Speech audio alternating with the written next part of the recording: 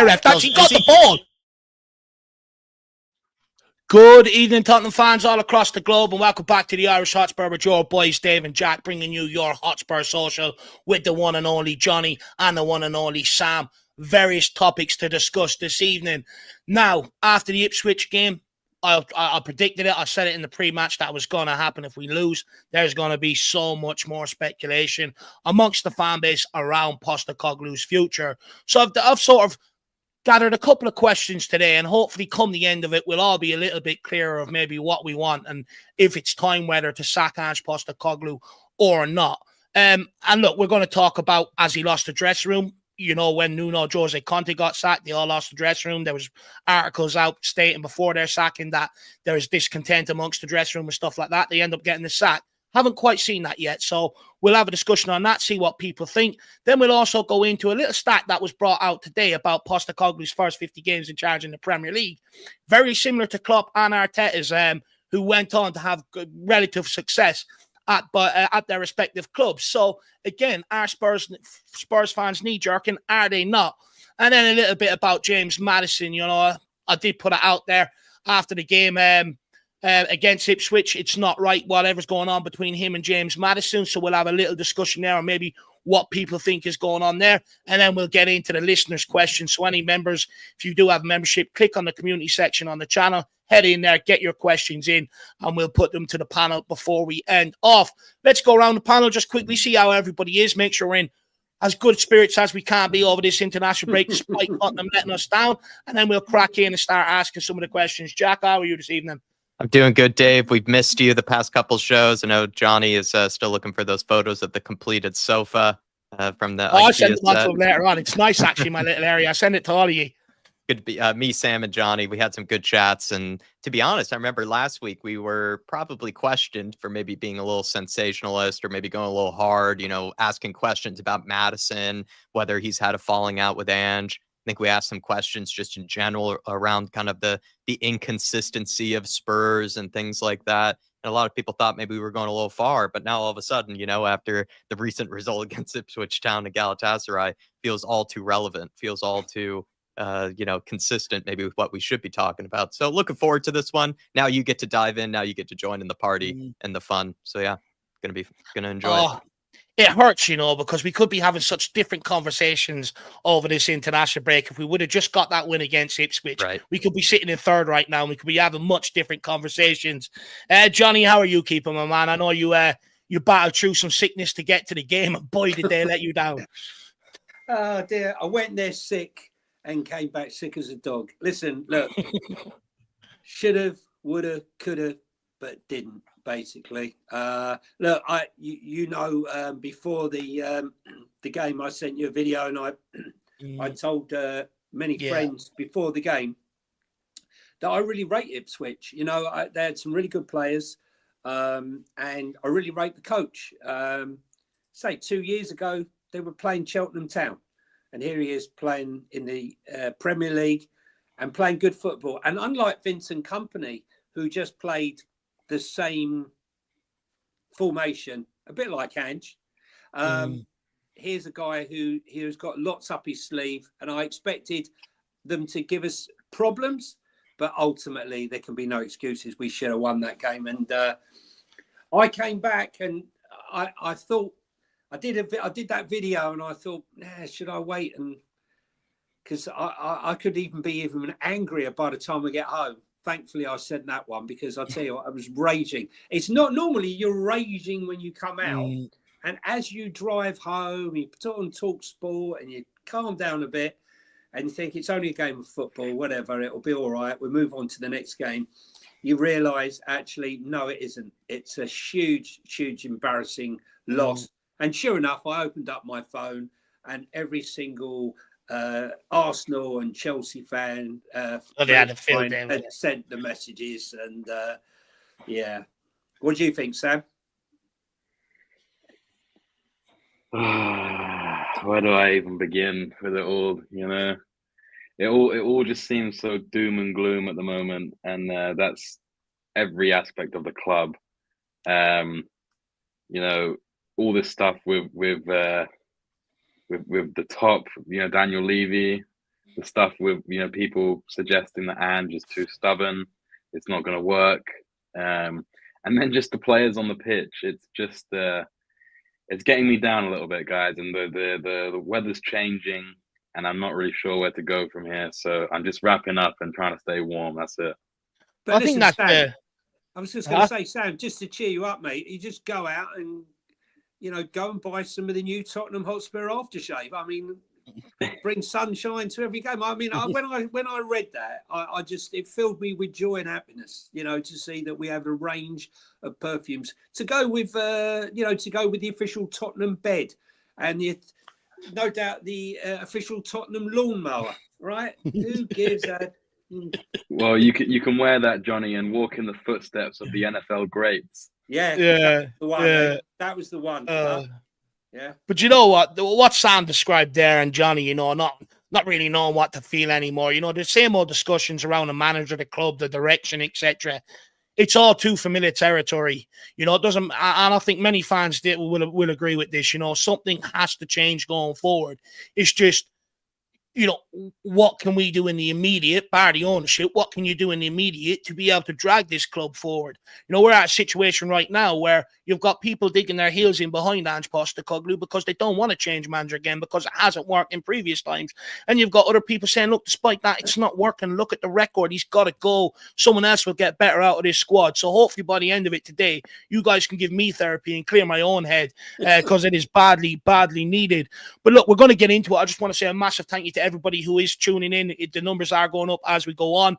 If you are at home enjoying yourself, feel free to get your comments in. If you are driving home, make sure you get home safely, and hopefully we can provide you a little bit of entertainment along the way. But look, guys, I want to get into a discussion around the dressing room around Ange Postecoglou, because Mark Schwarzer basically came out and had his say on Ange Postecoglou, and he said that the tactics can be pointed at, but I actually think it's the players who are letting them down right now. So it sort of begs the question, because I've heard quite a few fans sort of say that. I'm of the opinion at times as well that the players do let the manager down. They hide behind a lot of managers at Tottenham. It hasn't just been this squad, it's been previous squads.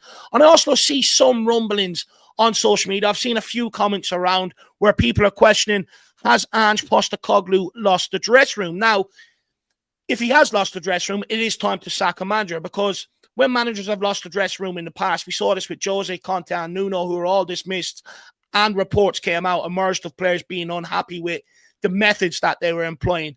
And it was clear that their dressing room wasn't fully behind them, and it ended up leading to their sack. So I think where we're at now, with the highs and lows and the inconsistency, I think we sort of need to establish, has Ange Postecoglou lost that dressing room? And we'll go to you, Johnny, first, and we'll go to Jack and Sam. Or do you see any signs of Ange losing the dressing room? Look, I think we're playing snakes. We have got a snakes and ladders football team at the moment. Okay, that's all it is.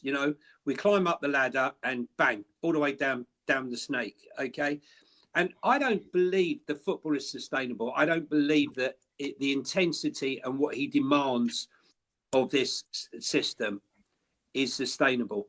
And I can see the players are looking knackered. We're in game 11, and some of them look absolutely washed. Brennan Johnson could hardly run around anymore. We're only 11 games in. Maddison looks all at sea.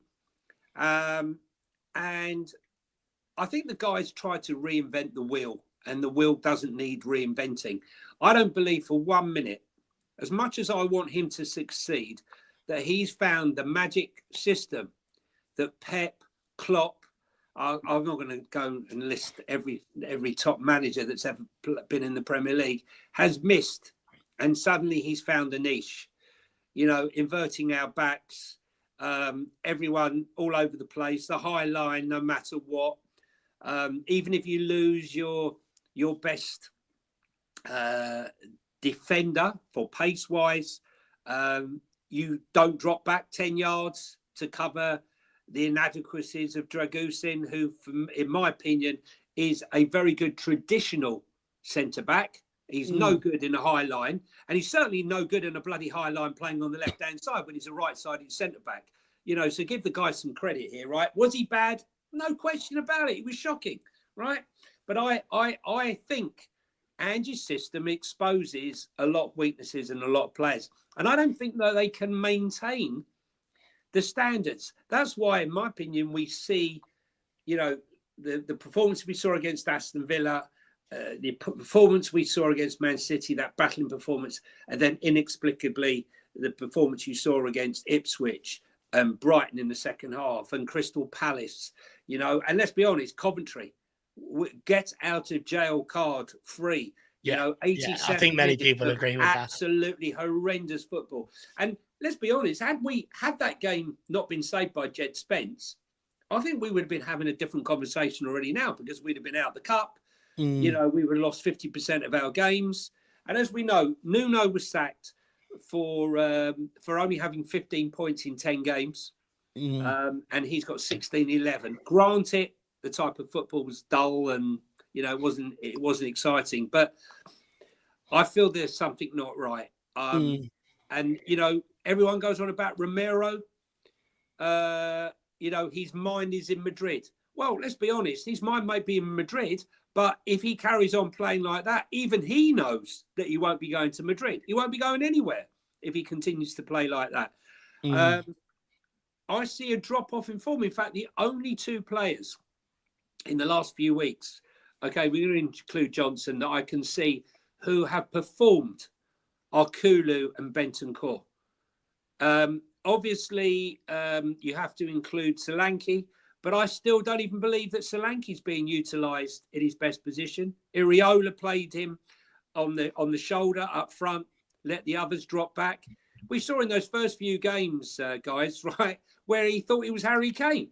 He was dropping down into the midfield and trying to spray balls. No, that's not your game. We have a midfield. So, yes, I believe there is a problem in the dressing room. I believe that some will be questioning it.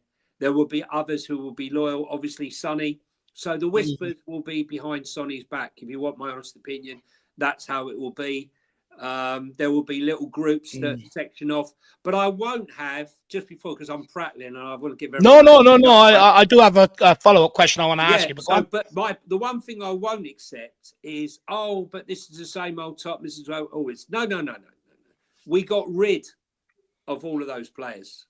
All of the players that we all said that have been there for years and overseen the demise of this manager and this manager. You can't use that excuse anymore. They've all gone. They've all been evicted. So this is fresh players. He's had 3 transfer windows. He has demanded his players. Now, all this, he hasn't been backed and he hasn't got his players. More rubbish. He's clearly stated, I will not sign a player that I don't want at this football club, right? He said it. He said it on more than one occasion. On that, though, Johnny, there's a big difference between saying, yes, I'll accept that player because I need a player in that position, and him getting the player that he's identified for that position. There's a massive difference. And we know at Tottenham there is a history of managers, when they leave this football club, say, I wanted this player, they gave me this player, regardless of what they say about the player. Many people argue at Tottenham that Daniel Levy needs to allow the managers to have more of a hand on the transfers, and that's one of their biggest problems, that he doesn't back managers. So I get what Postecoglou is saying, but I do think that there is an element of understanding that people need to understand. He is playing 5D chess. He can't come out and call Conte out, or he can't come out and call the board out like Conte did, because fans won't have it. As soon as he done it, every fan wanted him sacked, and the board sacked him. So what does he do? There's no point in coming out and complaining when the transfer window is shut. But I do have a follow-up question just quickly for you, and then you can answer me back as well. Because I know you said about sacking Nuno and Jose and Conte for similar records, but I would argue, in hindsight, was it wrong? Jose Mourinho went on to Roma to win something. Conte left to go to Napoli. They're fighting for a league title right now. Nuno left. Look what he's doing at Wolves. And I think there needs to be a bigger question. Is 14 to 16 months in the job at Tottenham for what needs to be done long enough for a manager, or do they need longer? But the follow-up question I have for you, Johnny, is you mentioned about the fitness and the sustainability of playing this style of football. And I fully understand what you're saying. It does take a lot out of them. But, fitness was a problem under Jose Mourinho. Fitness was a problem under Conte. They were blowing up, and a lot of people said this way of playing isn't sustainable. It was the same sort of rhetoric under previous managers. Do we have a fitness problem at Tottenham? Because Liverpool, under Jurgen Klopp for years, played a high-octane intensity football, pressing from the front and stuff like that. But they were able to maintain it and be successful, so I can't Tottenham. I don't believe that the intensity, it was a different intensity under Conte. Conte's intensity was his intensity of, you drop the ball and give the ball away, you're going to hear from me, right? You knew what was going on. Ange's intensity is the intensity in training coupled with the intensity in the games. I think they're leaving stuff on the training pitch. Look, we've had Richarlison hamstring, we've had Mickey van der Ven hamstring, we've had Odebert hamstring. Last season, was pretty bad as well. What I will say in his defence, I mean, obviously, when you cut the wage bill by 30 million in one season, it could be slightly more than that. He's obviously positioning himself, Levy, by cutting the wage bill by 30 million.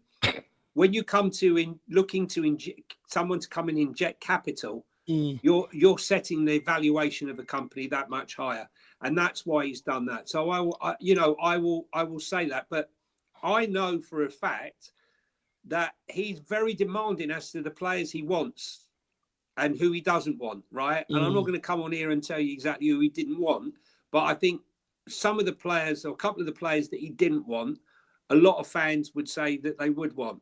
The only player that I know that he was desperate for that he didn't get, because he definitely wouldn't come here, was Conor Gallagher, right? That's the only one. But look, on a positive note for Ange, it's the best XG that we've had. We've only conceded two goals from set pieces, which is a massive improvement.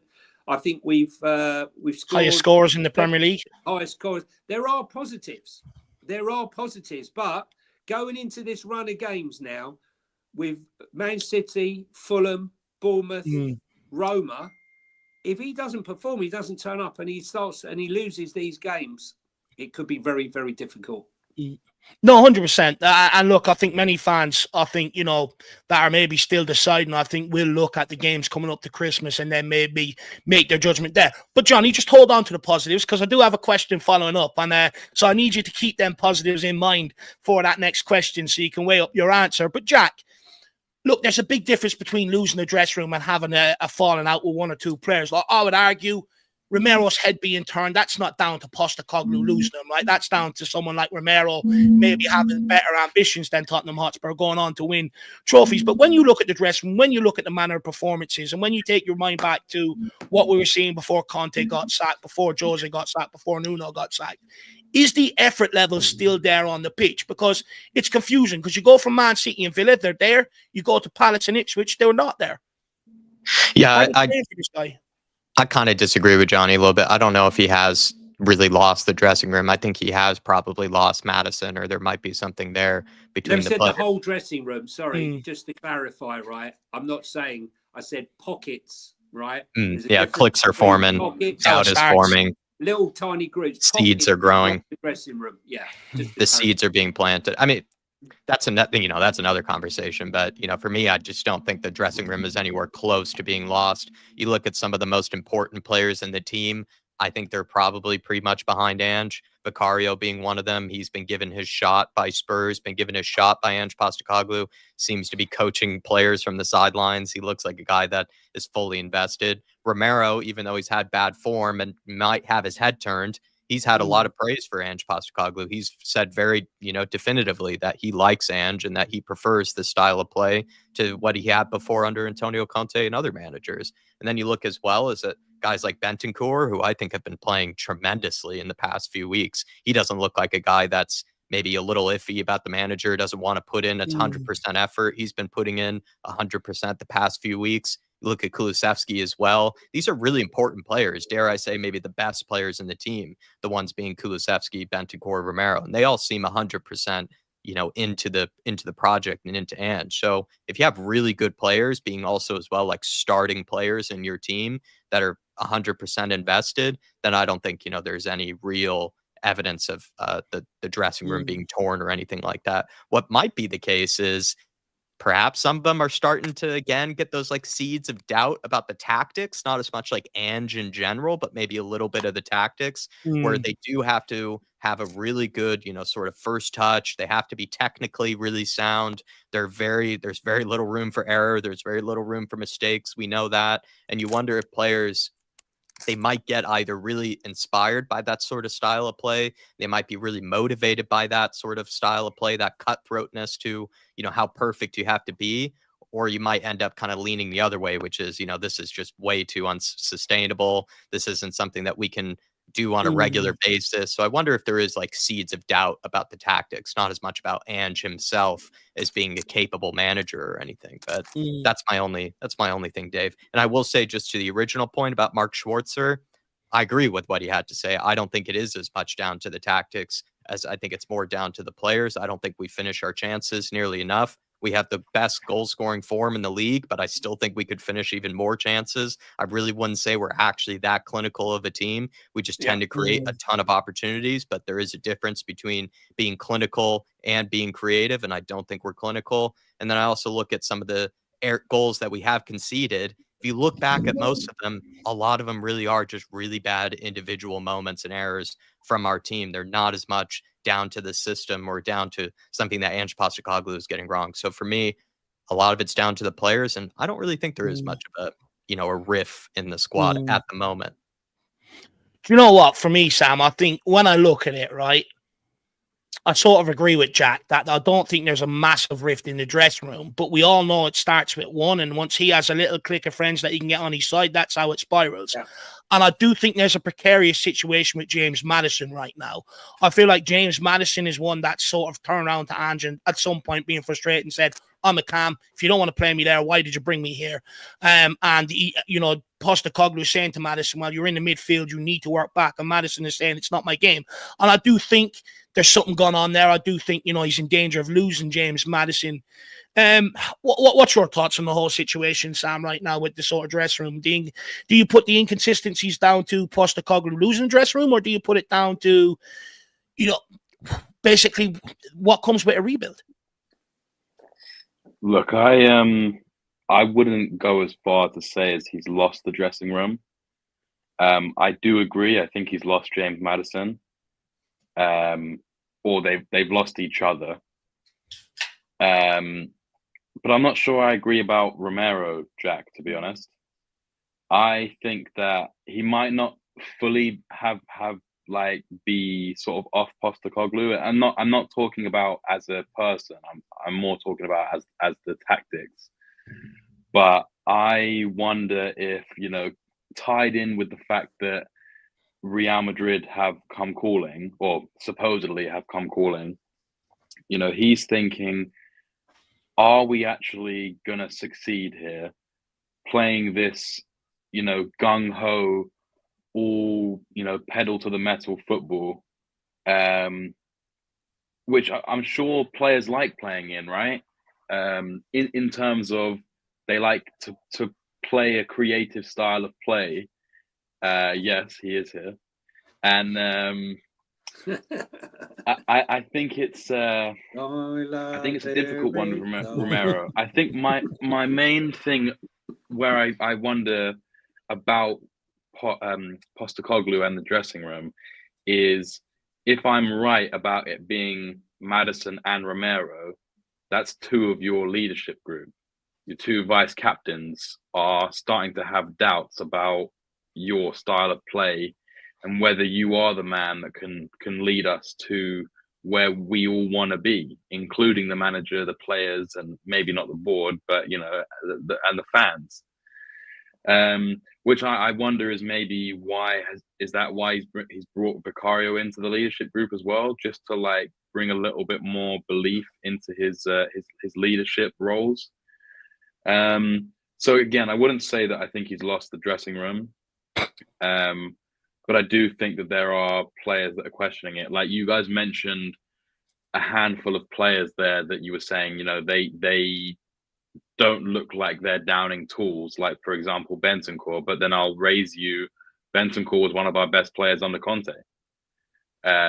Kulusevski is playing for his future in the game. You know, the last few seasons or season and a half, all of us will agree Kulusevski's been a very controversial figure. Some people think he's better than Saka, and some people think he's, you know, on a Harry Winks level of you know, a decent player on his day, but far from consistent.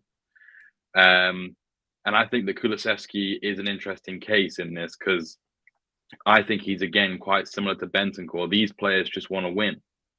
So whatever they're asked to do, they're going to go out and do it, is my personal opinion. And I will say, I thought when Johnny was saying at the beginning of players who are playing well at the moment, and he mentioned Bentancur, and I can't remember the other one that you mentioned, I thought that in recent weeks and maybe the last month and a half, I've also thought that Sarr has really stepped up to the plate. So there are clearly players that do believe in Ange, for sure. I'd say the vast majority do. But I think the question is, are these doubts starting to slip in? You know, we've gone 20 odd games and we've lost a big percentage of them. And we don't get draws. You know, sometimes you can steady the ship by picking up these draws, right? Not his game. Whereas exactly, it's just who we are, mate. Yeah. Who we are. But I just think that, you know, we're either. I was on the show last night with Sava, and Sava kept banging on about consistency, and we just aren't consistent. One day we come in and we beat Villa 4-1, then we go and lose to Crystal Palace, then we beat City, and then we lose to Ipswich. And this tumultuous relationship we've got with winning and losing just makes it so difficult for us to build any momentum to build upon. And then that starts to get fans on the backs of players and on the back of the manager. And we just feed into this toxic cesspit that is Tottenham Twitter, right? Do you not think, Sam, do you not think, sorry to interrupt, but do you not think, I blame Ange and I blame Maddison for the scenario that we're in at the moment. I blame Maddison because when he was taken off in that game and he sat there like a miserable shit, right? And we started scoring those goals against West Ham. He never got up and celebrated with his teammates. I'm sorry, that is bang out of order. Because that's probably why he's not playing. You're part of the squad, man. You're part of the squad, right? You should be hoping you're part of the leadership group and you've got the arse because you've been taken off and we turned the game and we're winning and we're playing really, really well. You should have been up celebrating every single one of those goals, but you weren't, right? Which tells me everything, which means that he goes and after that game, he's got the arse. If you think for 1 minute, he's not sat in that changing room with his close people that he's tight with, and he's not bitching and moaning about Ange and this and that and the other, you're delusional because he's 100% happy, 100%. But on the flip side, the coach, he keeps saying things which fuels the fire that lights underneath him constantly with, I always win in my second season. I don't care about set piece. I could go through them. We all know them. You know, this looking at the ground, not going over to the fans after the game on Sunday. Big mistake. You take the plaudits. You just got hammered. You just got embarrassed by Ipswich. Go over and salute the fans who've come from Norway, America, around the world, not just from N17. Okay, acknowledge them. Don't get the arse when you're going off the pitch down the tunnel and someone says something to you. Be the big man. You're a big man. Be a big man. Ignore it. Tunnel vision and walk out. That's what I'm saying. So I think they're both to blame. Do you know what, on that? I don't think anyone would sit there and say that Andrew's got everything 100% right. But I think where Spurs fans need to sort of work out is what he's got wrong. Is it fixable? You know, with a couple of simple solutions. And if it is, then I think he does deserve more time in the job. Because, look, we can sit here and moan about the inconsistencies. The reality is we've been inconsistent since Poch. Every manager that's come in here, we've been inconsistent. And the big question is, does a manager need 14 to 16, longer than 14, 16 to 16 months in the job to be able to fix the problems at Tottenham Hotspur? Does it run deeper than that? Because when you look at the likes of Jose, Conte, Postecoglou, Nuno, they're all experienced managers, but they haven't been given long enough, despite them coming out telling us, the problems that they're going to face and stuff like that. But look, we're gonna move on to the next conversation, the next question I have about Ange Postecoglou. I'm going to bring up something a bit positive about Ange Postecoglou, what could be seen as a positive, and see what people think off the back of it. Just quickly, Peter Kagais has gifted out 2 channel memberships. Jacko, who's lucky recipient? I think it was Rob Ragnarsson. Great name. Also been with us for a long time. Big up to you, Rob, back in the membership crew, and as well as Liston Heights, another great name, and also someone I believe has been a member in the past. So thank you, Peter. Thanks for spreading the generosity. And also you too, you get the chance before we get to that period of the show where we'll answer the members' questions. You guys get an opportunity to do that. So take advantage, head on over to the community section, send in those questions for us to answer. But thank you, Peter. Thanks for sharing the love of the community. Big up, Peter. Really appreciate that, my man. Really appreciate support. And Rob, and that, make sure you really thank Peter and enjoy yourself in around the community section of the channel. DB says, I get back in Ange. Understand we do not need a change again, but in all honesty, based on his history, can you see this guy sticking around for 4 to 5 years? A la Lego head. Look, I think that's a bit. I get people point to his past history and say, oh, he doesn't have a history of sticking around at clubs. But I think the biggest point that's taken out of it, and I think it's key in terms of bringing the context to it, he was working his way up. Every step he took was a step up. So when someone offers you a job, a step up, you're going to take that opportunity. That's what managers do. Every players do it. So I do think that's a bit unfair. Now that he's at this level that he's dreamed of getting, would he stay at Tottenham if we do things right? I think he probably would stay here a bit longer if we were to do things right, and he used to get back to implement everything. And Peter's gifted out another channel membership. Jack, who's that gone to? Sorry, let me refresh my phone. Give me ein moment, Peter. It's been gifted to DJ Samuel, the one and only. Big up, DJ. We know this guy very, very well. So thank you, Peter. Thanks for helping DJ out. And DJ, come on a fan show, man. Come have a chat with us, or send in those fan cams after the game. Like this guy, our man in the local area, local Irish Hotspur in the Tottenham area, Dave. No, big up DJ Samuel. He'll definitely appreciate that, Peter.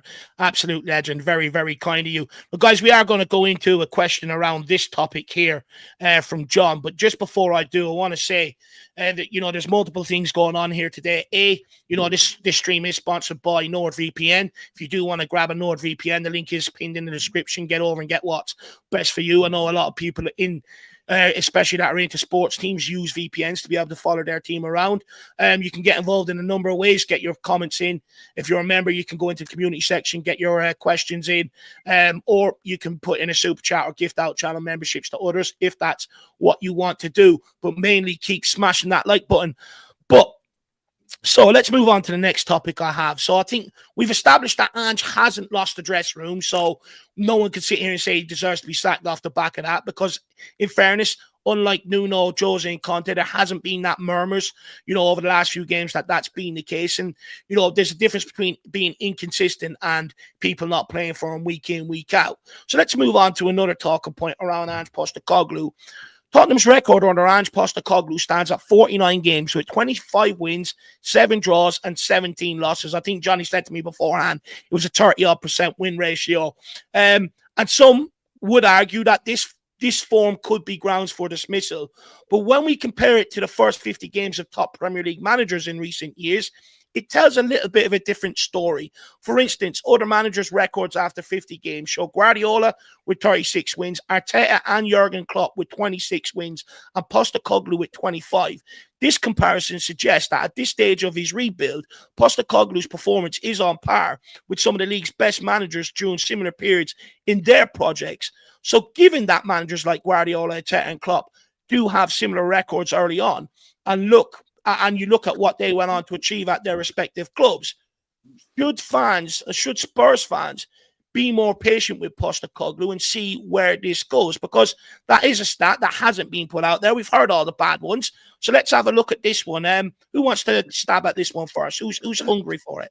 I just would like to say, I mean, are we really putting Ange in the realms of No, Guardiola and I just want to say, I'm not putting him in the Rams. I didn't make this stat up. This is one I've seen today. No, listen, but to bring a bit of fairness around the debate, right? We've seen all the negatives ones, Johnny. People have pointed out all the negative stats. But when you look at the likes of Arteta, Klopp, right, their first few seasons, for instance, they didn't go to plan. They didn't win. There was inconsistencies. But Liverpool stuck through it. Arsenal stuck through it. Liverpool went in to win everything in club football. Arsenal have gone on to challenge for Premier League titles. And they've given that manager consistency despite inconsistencies over the first season and a bit. And when you look at Postecoglou's record, we say it's terrible. But it's very similar to where Klopp and Arteta were at this stage in their rebuild. So, you know, are we too impatient as a Spurs fan base? Because, like I've said, it's 14 to 16 months in the job at Tottenham Hotspur to be able to do what you want to do and integrate. Is it long enough for a manager? I think it's 17 months he's been there, if I'm not mistaken.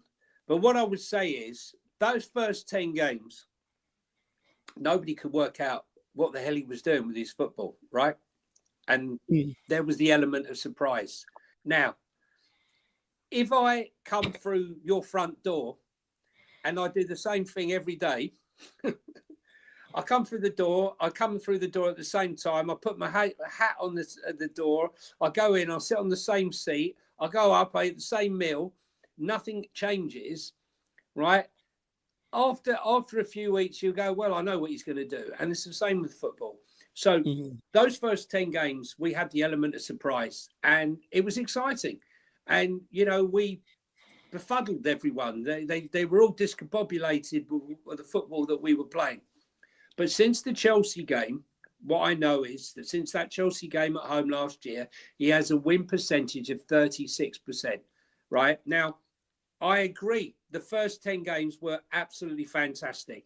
They got us all salivating at what could possibly be. Could it really?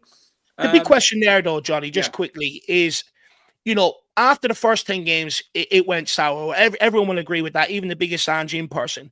But is that down to him being tactically found out, or was that down to the injuries that we incurred, which is completely different things? No. So you have to take, I totally accept that. But what I would say to you is that as a process, we 100% gave him time. He had the first summer window, then he had the January window, then he's had the summer window. Now, I would say to you, if I look man for man, we got a better squad than what we had before, right? In my opinion. Maybe I wouldn't have sold Højbjerg because I think he gave something to us that we're distinctly missing. I know a lot of people hated him. So I don't see progression in the results. I see regression in the results, but I see progression in some of the statistics that we see, like less goals scored from set pieces, better XG. So there's lots of positives in that on that front, but the negatives is the main issue. It's about winning football games. And he's won 36% since the Chelsea game last year. And you know what? I understand what you're saying. And look, many people agree it is a whole new squad. But just because you've got a better squad than what the previous managers had to work with, because it's so new, you know, I don't think people are factoring in that it will take time for leaders to emerge. It will take time for players to adapt to the tactics. It will take time for players to stand up in big situations. These things happen in teams organically as they grow, as they become together. And I don't think many people are taking that into account. Yes, if you go put Josie in with this team, put Conte in with this team, they'll do better. But you know, to a certain degree, you know, when you do have a whole new team, it comes with problems, right? We've had to change. He had a change in goalkeeper for the first time in a decade, whether people want to acknowledge or not. Selling Harry Kane and moving on from that, you were always going to take a hit. It was always going to be hard to do. He has a new back line to integrate, technically a new midfield and a new front line. So all these things, you're going to see inconsistencies though, right? It's the same team, Dave. I hear what you're saying. You're 100% right. But look at the players. Most of the players that are starting the games week in, week out are the same players that were in the team last year. So, but I do think that though, Johnny, is down to the poor transfer window we had, right? You know, we all knew in the summer we needed experienced players to come in here to help compete and push this on. And we went in a complete different direction and sort of like signed a load of kids, you know. And if I do genuinely believe if we had a better window and we did bring in some of the players that were mooted, we'd have more points on the board. I don't think we'd even be in this situation. I don't disagree, but what I'm saying is these are players that he wanted. He got rid of players he wanted. But what I'm saying to you is the argument was, this is a new team and they got to integrate. I'm saying to you, apart from Solanke and Dragusin, it's the same bloody team. It's exactly the same team as what was playing last season. So they should be advanced, right? Tell me who the new players in the team. The goalkeeper's the same, the left back's the same, the right back's the same, the centre backs are the same, the midfield's the same, the wingers are the same. The only difference is Solanke. Yeah, this season, I get what you're saying, but last season he had to integrate the Carrier, the Doji, Van der Ven, Madison, you know, players like that. So I get what you're saying. Yeah, I get what you're saying. This season, it's more or less the same. The only change is Solanke, but regardless, you know, it's going to take a lot, more than 1 year for a team to gel together and be able to go and be consistent and go on and win titles regardless. But look, Jack, where are you at with that? I've put the stats to you about, you know, the first 50 games of Arteta, Klopp, Guardiola, and I think Spurs diehards also put in a stat here about his win percentage. Now he's added in some of the cups, and I think it's put us up at like 53.45%. Mourinho's games was at 46.55.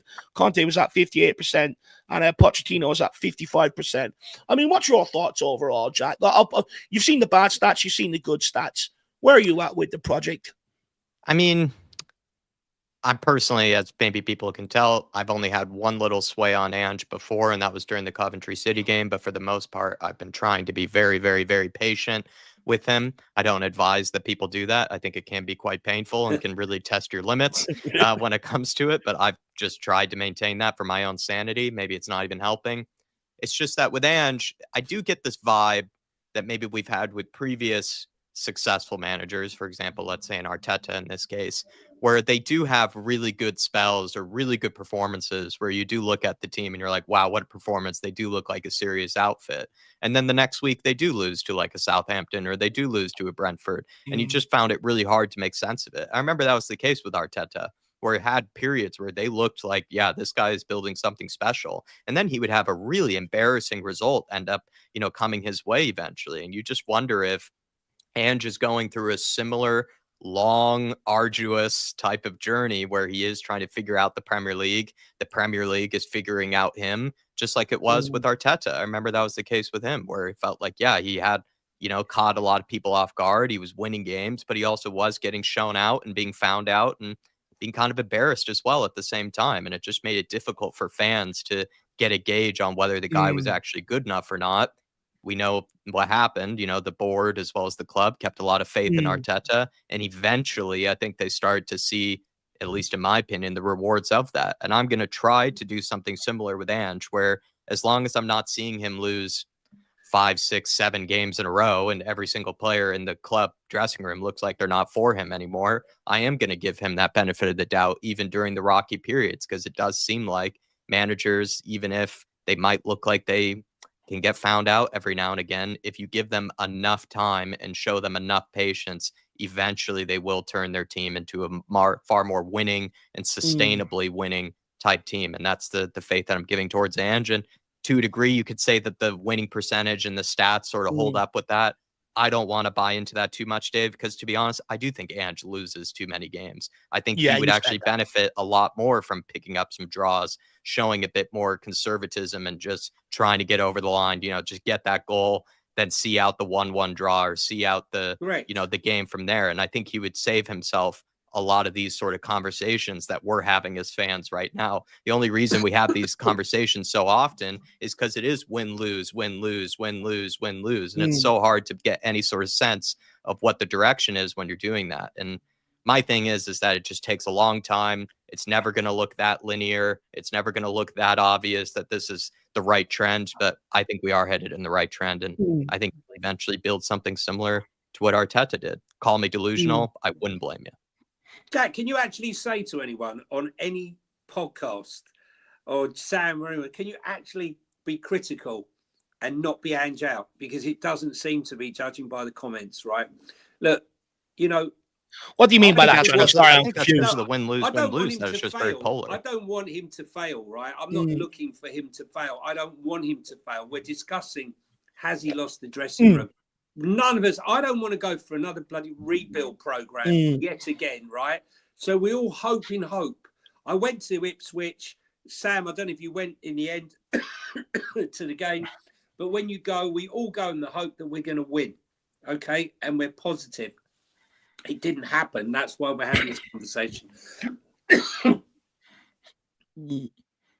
Oh, Johnny, I thought you went to walk in the footsteps of NFL greats. That's all I'm interested in, the NFL greats. That's it. When I bought my Man United tickets, first thing I thought was I want to walk in the NFL greats. I want Ange to succeed.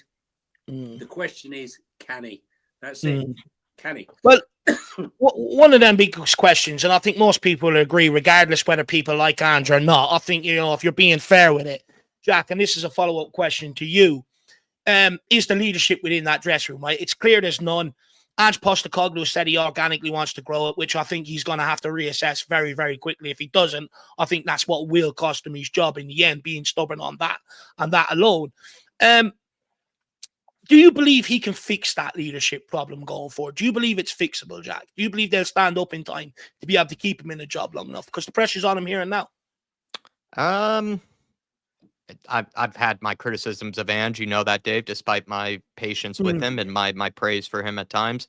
This would be an area that I think he does have to think about things a little bit differently, like he did with, coaches and whatnot. We know he's a guy that's not tied down to having certain types of coaching staff around him. And we also have been told before that he's not a guy that gets himself that involved in the player politics or the inner goings of the dressing room. To be honest, I think that is something that you need to have your hand in. I don't think you need to be fully hands in or anything like that, but I think you do need to have some sort of relationship that can cut a little bit deeper than just sort of surface level coach to player type thing. We see nowadays that a lot of younger players, they do kind of need that arm around their shoulder. They need to have that sort of type of special relationship they have with them and their manager, whether it's on just a footballing level or also a personal level. And from what we've heard is that Ange Postecoglou doesn't really like to do that. And I think he could consider changing that sort of mentality or changing that sort of preference of his, because we don't have many leaders in the team. And if he thinks he wants to nurture or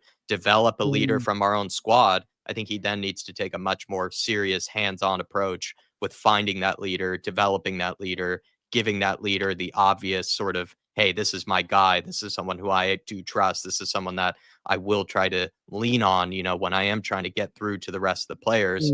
And that's something that I'd say he should do if he is going to try to get a leader from within the squad. I think there are some candidates.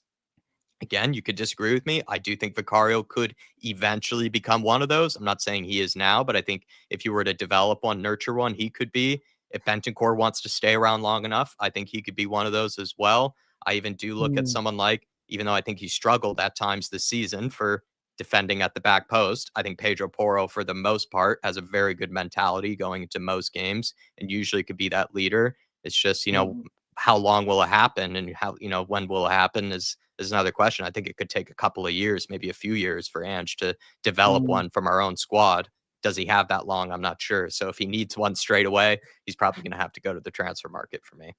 I completely agree. And I think that's one area where because, he is well known, and this is what he's done at the likes of Yokohama, Celtic, Barcelona, where he lets the dressing room police itself, let it sort of the leaders in there emerge itself. But just because it's right for them clubs, it doesn't mean it's right for Tottenham Hotspur. And when you look at Tottenham Hotspur, before he came here, there's a history of players hiding behind management, lack of leadership. That's why we've had 6 managers in the dugout since Pochettino, in the space of 6 years, which is not sustainable and it's not good going forward, which I'm going to have my say on in a few minutes. But I think at Tottenham Hotspur, I think he needs to roll his sleeves up. I think, when I look at it on the pitch, there's no one out there calling the shots. There's no one out there holding standards. It's almost like they go out there, they wait till they get to halftime, and they're all in dressing room like that, looking up at Ange Postecoglou. What do I do now, boss? So I feel like he has to realize that, and he has to take much more hands-on approach and be a lot more vocal in and around them players, whether they like it or whether they don't. And if they don't like it, quite frankly, if it's producing results, they can fuck off out of the football club. But Sam, where are you at with the Ange Postecoglou project right now? I know we sort of had a brief discussion over pro clubs last night, but I didn't get your full thoughts on it. Like I've said, I brought up the stats. Some people say 25 wins out of 49 games is sackable form, especially when you look at the losses and stuff like that. But then others would say, well, when you look at his first 50 games compared to Arteta and Klopp, you're going to have to show patience. This is just what we're seeing right now. It's just natural in a rebuild. Yeah, I mean, look, I think we'll go back to that Chelsea game. I think what he said after that game won him a lot of respect and credit from fans all over football. But in my opinion, it was also one of the biggest mistakes he made. To say, no matter if we've got 5 players on the pitch, we're going to play the exact same way, right? And I think that he's shown over this period of time, whether or not he said that was going to be the case. And managers have noticed, okay, it wasn't a mind game. He genuinely is going to play the exact same way, or, a variation of the exact same style. And I will give him the credit of, yes, we had a shit ton of injuries last season, and rival fans said, oh, no one cares about injuries and blah, blah, blah. And now Arsenal have 2 players out and they're going for an injury crisis, right? But then I think this ties into a lot of what Johnny has said in the past, which is you haven't got Mickey van der Ven. And, for a lot of the season last season, we didn't have Romero either. So your centre-backs, you're forced to play 2 full-backs at centre-back. I know Ben Davies has now, he's become a centre-back. But you're still playing with an inexperienced centre-back and a player who doesn't play centre-back at centre-back. And playing the exact same way and expecting to get results. And do you know where my problem comes in with that argument, Sam? And I fully understand it, right? And I fully understand what you're saying. But where my problem comes in with the argument, Conte and Jose use some of them same players, but people ask them to play more attacking football with them. Now Ange's playing attacking football with them. Now people are saying he should drop the line and cater to them and play more defensively. Tweak it. Come on. There's a balance. Yeah. There's not, though. There does seem to be a history of whatever manager we have at Tottenham, right? We want the opposite. When we had defensive managers, people said, we need to play attacking football. We need to cater towards Son and Kane and stuff like that. But then now that we've got an attacking manager, now people are sitting here saying we need to be more pragmatic. Kamikaze. Some would call it kamikaze. Look, I'm not quite sure it is kamikaze. I think if people have applied it correctly, it can bring results. I was joking. It was a bit, it was flippant, right? Look, what I mean is, right, that for me, I love Ange's tactics of attacking, right? But what Sam's saying and what I'm saying is just like you can tweak it when you have the injuries, just balance it off. Don't say it's who we are, mate. I don't want to hear that shit because it's just bullshit.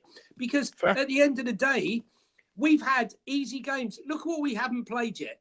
We've got 2 games against Liverpool, 2 games against Man City, 2 games against Chelsea, 2 against Bournemouth, 2 against Forest. We got Arsenal away and Villa away. We've had easy games and we've lost 5 of them. Agree. Right? I agree. Just to change the tactics. And he's been outsmarted, like somebody said in the post. But some of the games we were playing, right? Palace, Ipswich. If he went out defensively against them, again, the fans would absolutely go ballistic. They went ballistic when Jose Mourinho and Conte had them approaches against teams like that. Yeah, but you're taking it, Dave, you're taking it a bit too literally. I'm not saying I want Ange to rip up his tactic book. And, well, he doesn't have a tactic book. It's all up here and he plays the exact same way. It's just written down on one piece of paper. Go out there and play. I'm not asking for Ange to play a back three or a back five, and low You're not block these specifically, teams. but there are many people that have put that out there. Of course, for and sure. That's my point in general. Yeah, look, I understand that, and I feel like I may be being marred with the same brush. No, I'm just getting the consensus of the opinions out there that I've seen. I'm putting it towards you. I'm not marring you with that brush. Yeah, Don't get it for wrong. sure. But what I was trying to say with the playing Ben Davies and playing Emerson Royale is like, then don't play on the halfway line against teams that want to hit you in behind, and don't play. I've seen this image doing the rounds of how we basically set up, and it's like you have two defenders, you've got like three across the middle, and then you've got like five at the top, or whatever the number is. I can't even think right now. But the interesting, Eugene made an interesting comment in the chat. That we're fourth on goals conceded. Yeah, we said right? There's positives. We said there's positives. Yeah, but I also think that is also kind of a nothing stat, because yes, we're fourth on goals conceded, but we're conceding every single game. Yeah. We're conceding more, Sam, than the opposition, which is why we're losing. Look, we might not be conceding heavy numbers of goals, but if you're going to concede at least one a game, and then people will say, yeah, but we're top of the XG chart, but and maybe we're top of the goal scoring chart, but Ange's system, it genuinely relies on being top of this chart and top of the scoring chart, because if you don't, you're going to lose every game. And that's what we're finding with some teams at the moment, like your Crystal Palaces and your Ipswiches, and even the Galatasaray game. It's very difficult if these teams can score to actually affect the game if we're not up to scratch. I saw someone saying that Kulu was hiding in the Ipswich game, and I do think that he had a pretty poor game. I don't know if I'd say he was hiding. Definitely wasn't hiding. The problem is in that Ipswich game is we still were doing pretty much what we do in every game. We were winning the ball high. The difference was our decision making and our execution wasn't there. And then Ipswich played the counter-attacking game to a T. And as I've said in a couple other streams, we couldn't cross the ball for shit. And every single cross ended up in Murich's hand.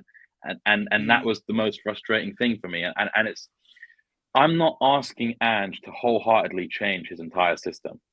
I'm more than happy to go out there and play attacking football. I've said it before. There came a point under Conte around March, before he got sacked, where I was genuinely like, I cannot go and watch these games anymore. It takes me an hour and a half to get to the stadium, and I can't bring myself to go sit there for 2 hours of absolute dross, and then sit and then go home for another hour and a half. It's literally like an 8-hour day of watching shit. So when Ange came in, he brought in this, those 10 games as we've spoken about. He brought in this real excitement and buzz back to the club, and I can't fault him for that.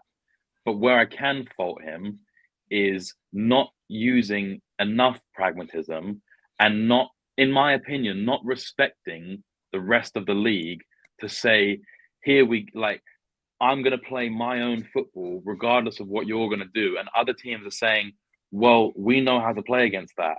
And that's low block and counter, basically. Do you know what? I hear that. Two things on that quickly. First of all is the one with Ben Davies. And, people make the argument Postecoglou should adjust to Ben Davies, play a bit more pragmatic because of him. Correct me if I'm wrong, lads, and I'm no Ben Davies fans. His two best periods at Tottenham under Pochettino and under Ange Postecoglou in attacking systems, not under Jose or under Conte in defensive systems. So that's where I have a problem with that argument. People saying he should be more pragmatic to accommodate Davies.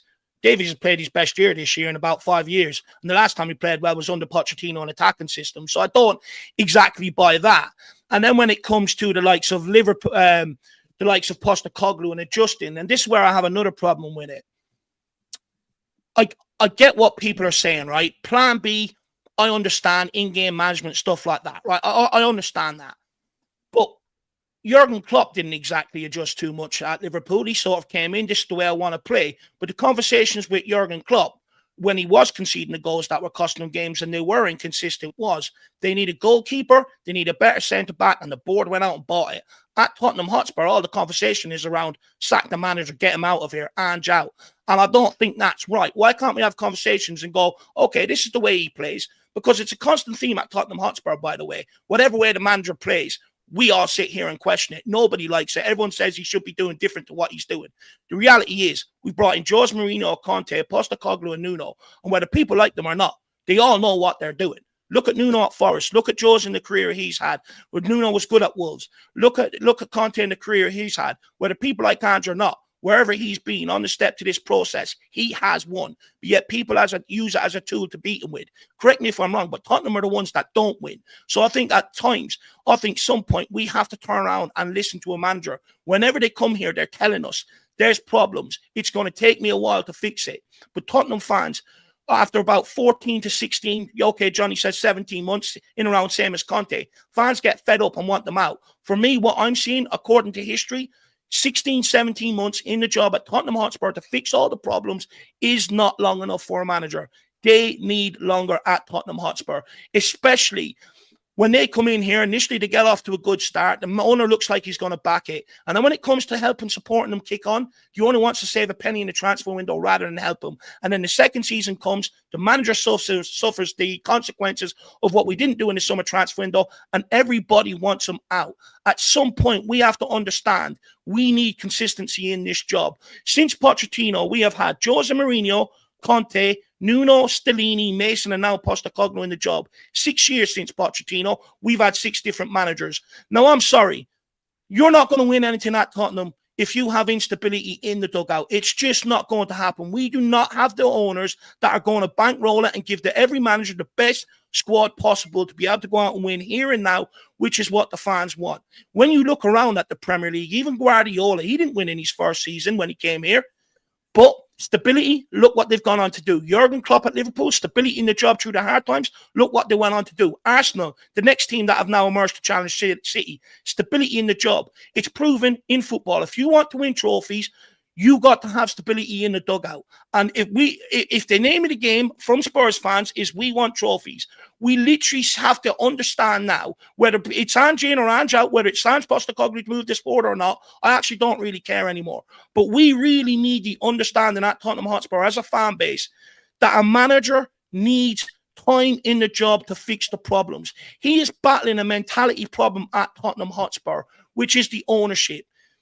It's going to take longer than what other managers do at some other clubs. But I am fed up of being in the same cycle, hearing the same questions about every manager we've had at Tottenham. Every single one of them, when they've left, people have questioned their tactics, made them look clueless, telling them what they should do, everything else. And yet we're still the ones here in the doldrums. Yet them managers have gone on and gone somewhere else and been successful, or gone on and done well. Yet we're sitting here in the same cycle. I'm sorry, but the definition of insanity is doing the same thing over and over again and repeating and expecting different results. At some point, there has to be a conversation around stability, like there was under Jurgen Klopp. Give him the players he needs rather than instantly get him out of the job. Because I'm sorry, people told me Jose, Conte, Nuno, when we had them all in charge, sacked them, someone else would get better out of this squad. When the next guy came in, did they? No, they didn't. So I'm sick of hearing it. Now, obviously, off the back of that, to counter that, it still doesn't make it right. It still doesn't mean Postecoglou is right for this job long term. Just because we need stability, it doesn't mean you should dig your heels in behind Ange Postecoglou. I'm fully on that. But I think there needs to be a lot more clever assessments around our managers rather than just quickly we're losing games. Fuck them out here. I'm fed up of it. I take over. I'm done. Dave, I just want to say, was Pochettino backed? No. Was Mourinho backed? No. Was Nuno backed? He wasn't here long enough. Was Conte backed? No. But I will not hear that Pochettino has not been backed. I've won't hear it. He's had all Postecoglou was back, Johnny. Right? Postecoglou was back last summer. Postecoglou was back last summer. Fair enough. But no one can tell me.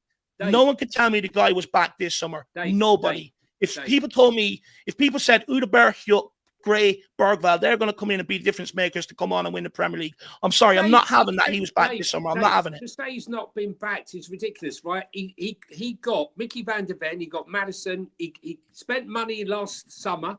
We were the only club that spent money in January. No one else spent any money.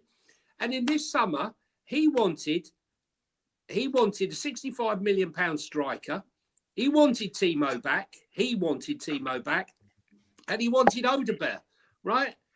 He wanted. I actually think Archie Gray's a fantastic player, and he will be a fantastic player. But to say he's had no backing.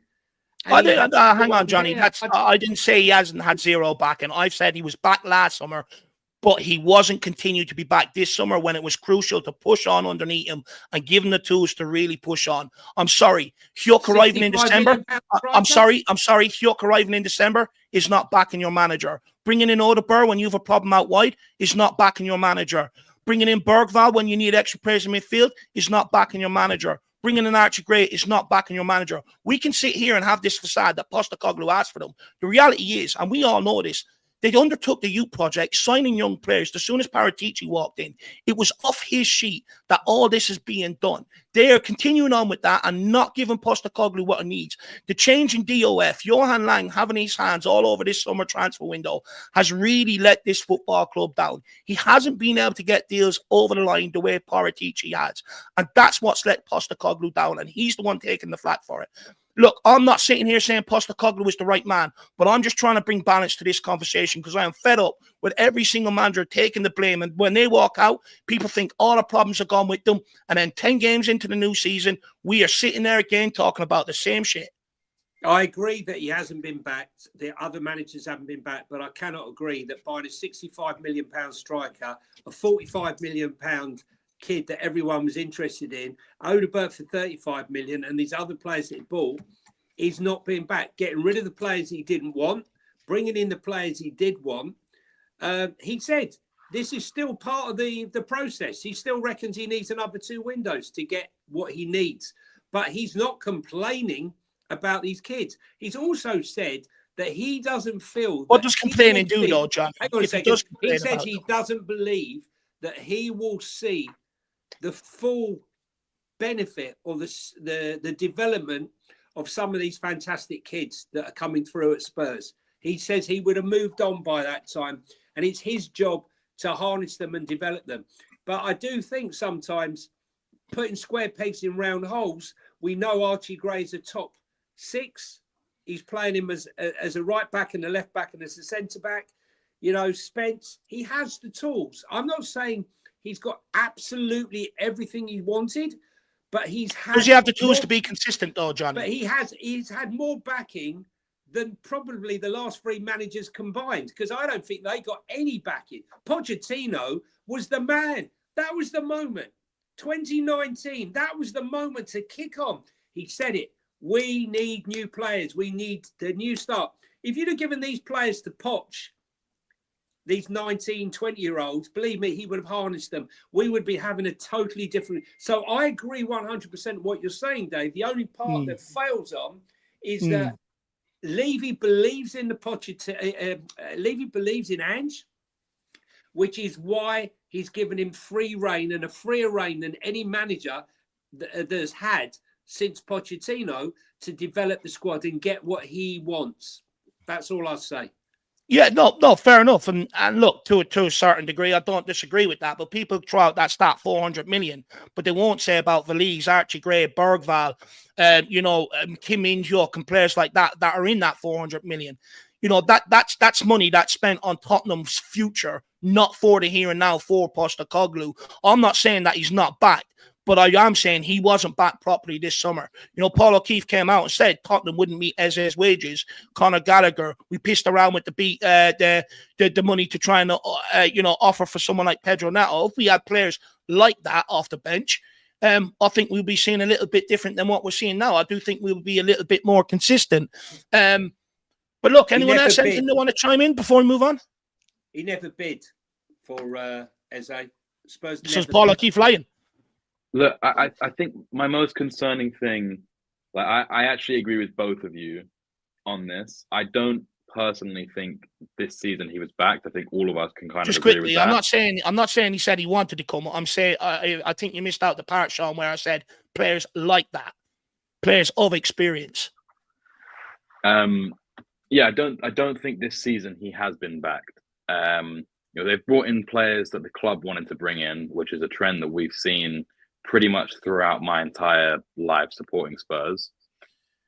I do agree with Johnny, though, that he has had more backing than the other three combined. My biggest concern was that certain things that Ange said, most significantly for me, Just quickly, sorry. I know people are saying that he's been back, but also are they including the Poro and Kulusevski money in that as well, which, that had to come out while he was over here as well. So if you take it away, has he been backed as much as other managers? I think there's an argument there that we'll have to have for another day.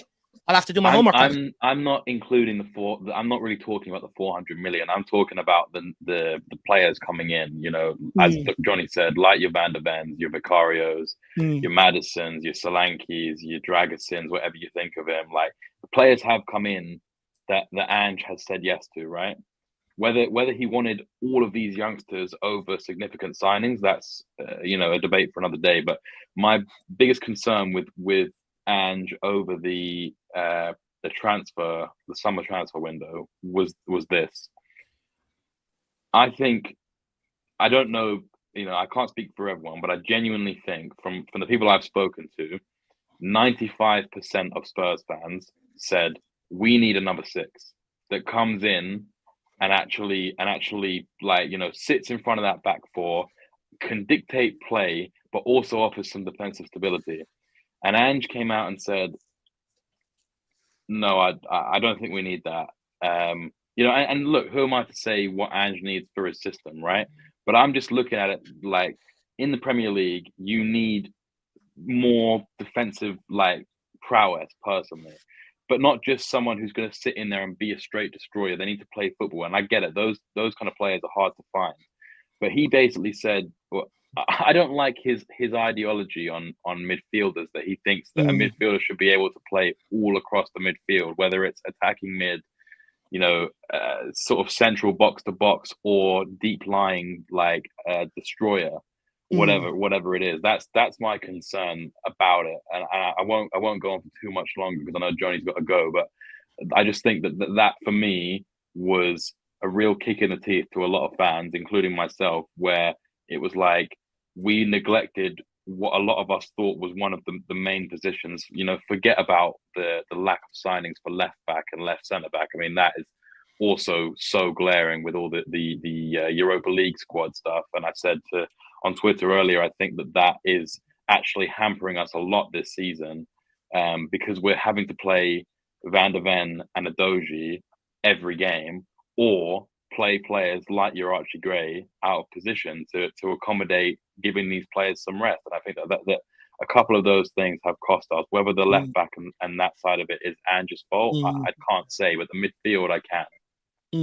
And look, the thing is, Postecoglou hasn't got everything right. No manager will. There's always going to be mistakes a manager's going to make.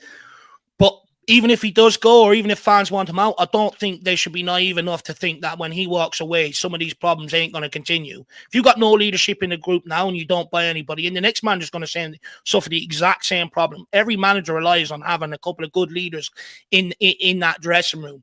But look, let's what we'll do is we'll give Johnny's Twitter a plug, let people know where they can find him, and we'll let him bounce, and then we'll head over to listeners' questions. Just quickly, the Outlad's in here. He says Levy believes in the money. If Ange loses the next couple of games, he's gone. It's all about results, not projects.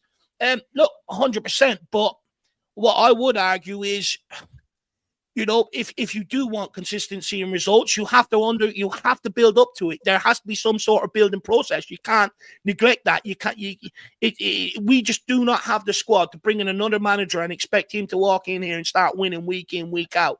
It's not going to happen. With our owners, it will take time, for us to get where we need to go to. And then Shawnee Manick says, I don't think Ange is inside the top managers in the Prem. Can't win without a superior manager.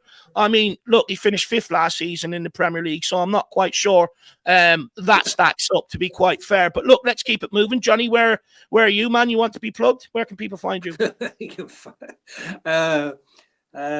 You can find me with a sheet over my head after the weekend, but now I'm out and about. You can find me on Johnny83232 on Twitter.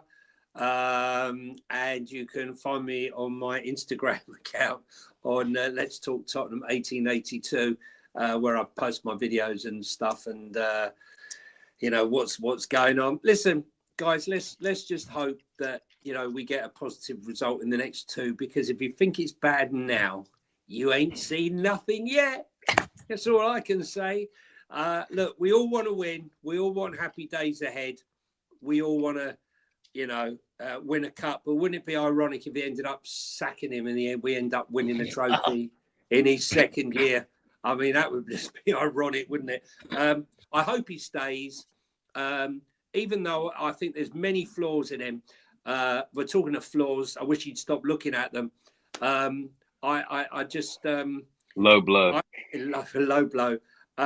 Get your hands out your pockets. Interact with the players at half time and in training, and change things up. And I think hopefully things will change, and we'll all be sitting here with smiles on our faces talking about the happy days ahead. But right now it's hard to look that way. But guys, thanks for having me. Sorry I got a dash. Sam, always good to be on with you, and Dave and Jack, as always. Great job, Johnny. As always. Come on, you Spurs. And sorry I prattled on today. It's one of those days. It could have been worse. Thanks for all the listeners. I think you're on mute there, Dave. Viewers. Thanks for the support. And don't forget to hit the like button and subscribe button if you're here for the first time. Thank you, Johnny. Thanks a lot. Appreciate you. No, I've really enjoyed this. I think this has been our spiciest one yet. Good debate. So I've really enjoyed it. Absolutely love it. Johnny, thank you very much for your time, my man. I know you give up a lot to do this, so thank you. Have a good evening. Bye. See you later, lad.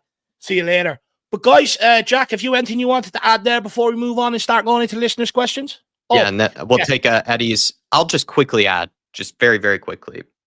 I do think we have to, as someone said in the comments, like giving every Spurs manager only about a season and a half to see if they can, assemble things together and, look like they're convincing enough seems like not, if we really do want to go through what we call projects, rebuilds, that type of thing, I do think we have to give managers longer than a season and a half. And also, if people are saying that Ange has been backed more than any other previous manager, could well be the case. But we've always complained about no manager has ever been backed enough to ever win anything. So even if he has been backed more, who's to say that's still enough, to actually win anything or to actually do anything? So even if he has been backed more, it's kind of like, being like someone gets one piece of pizza and the other person gets 2 pieces of pizza. It's, it still might not be actually enough at the end of the day to really feel full. So I don't know. That's just how I sort of see it, as even if he was backed more, is that still enough? Probably not. So that's just the way that I see it. And I think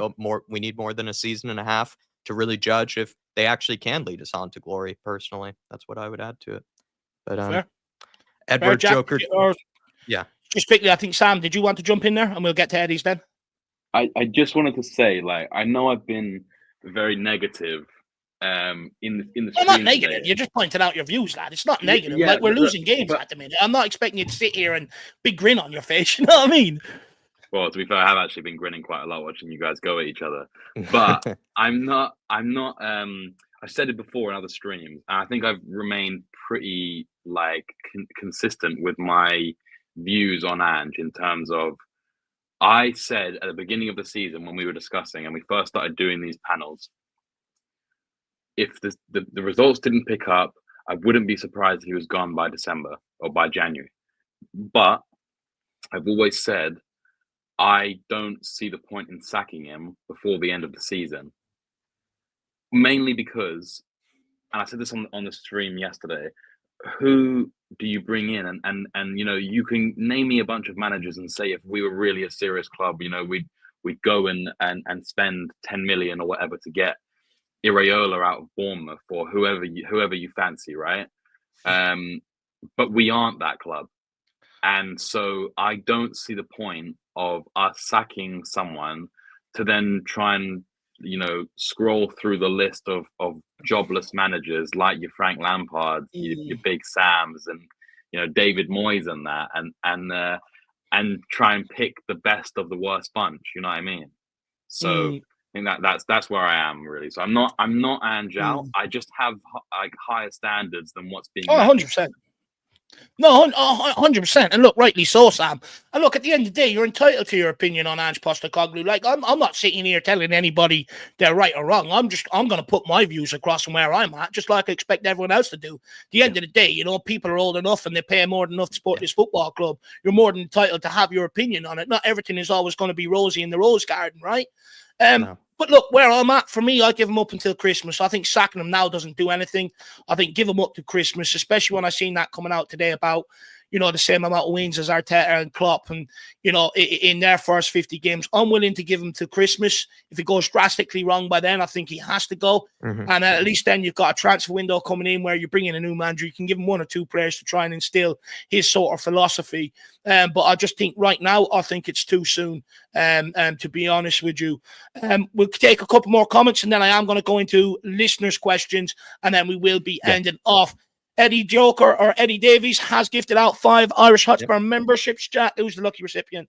Thank you for doing that, Edward. We were in the middle of a really good conversation and really appreciate you sending in that support. And also as well, I've noticed well over 200 in the house this whole time, but actually only just under 100 likes. So please, everybody, smash it. Let's at least get over 100, please, especially if over 200 are in the house. I'd like to think that over 50% of you guys are enjoying the stream, but it was gifted out to Edward. Edward gifted it out to himself almost. Sports lover, Scott Colliver, great name, as well as I think Fake Isaacs, big up to Fake Isaacs, and then Derek Smith, big up to Derek Smith, Portsmouth fan, gifted one as well. Please take advantage of it. Come on, have your say, and join the fan show crew like Eddie does. Eddie's been very, very generous. He's, of course, been practically an ambassador of the fan show, I think, of late, but he's wanted to spread the love to other people. He wants to see other people step up, get their debuts. So please, someone make Eddie happy. Someone make Peter happy. Someone make all these people that have been gifting out the memberships happy. Make your debut. Have your say. Please just take advantage of the generosity. And as well, you can send in fan cams after the game if you would like as well. Gifted some, we made some updates to that process. So please take advantage of it. Very appreciative, Eddie, though. Really, really generous, man. I just wonder, is there people sitting at home going, no, stop it. I'm trying to get away from Spurs, not more Spurs. But big up, Eddie. Really appreciate the support, sir. We've got this from the Big Tron. The guy that gets sent off every single evening in pro clubs. Absolutely love him. But Dermo, let me know if you'll be on later, my man.